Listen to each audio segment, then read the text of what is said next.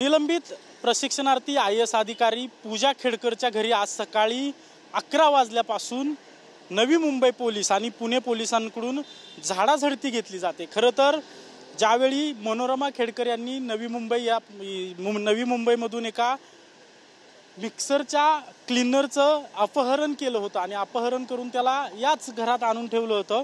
ज्या गाडीतून अपहरण झालं होतं ती गाडी देखील या ठिकाणीच होती आणि ज्यावेळी पोलीस या ठिकाणी नोटीस बजावण्यासाठी दाखल झाले होते त्यावेळी मनोरमा खेडकर या ठिकाणी होत्या। मात्र पोलिसांनी त्यावेळी मनोरमा खेडकर यांना ताब्यात घेतलं नव्हतं। त्यानंतर मनोरमा खेडकरांवर पुण्यात देखील गुन्हा दाखल झालेला आहे। पुण्यात सरकारी कामकाजात अडथळा आणल्याप्रकरणी मनोरमा खेडकर यांच्यावर गुन्हा दाखल आहे। आपण सध्या पाहतोय की सकाळी 11 वाजल्यापासून पुणे पोलीस नवी मुंबई पोलीस यांच्याकडून मनोरमा खेडकर यांच्या वकिलाच्या समक्ष घराची झाडाझडती चालू आहे आणि हा सगळा पंचनामा जो आहे तो वकिलाच्या समक्ष सुरू असल्याचं आपल्याला पाहायला मिळतंय। खरं तर पोलिसांकडून मनोरमा खेडकरांच्या घरातील वस्तूंची तपासणी केली जाते, त्यामुळे त्यांचे वकील देखील यावेळी उपस्थित असल्याचं आपल्याला पाहायला मिळतंय। आणि आता काही वेळात मुंबई पोलीस नवी मुंबई पोलीस असतील किंवा पुणे पोलीस असतील ही झाडाझडती संपल्यानंतर बाहेर पडतील। त्यानंतर माध्यमांना त्यांच्याकडून नेमकी काय माहिती देण्यात येते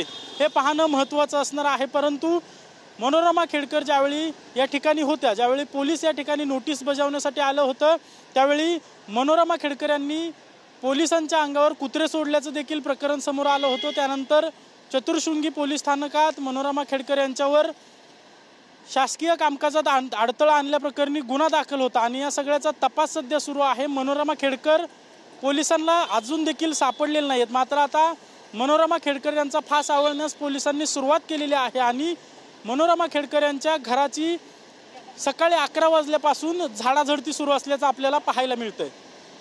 कॅमेरा पर्सन विकीसह अजिंक्य थायगुडे, TV9 मराठी, पुणे।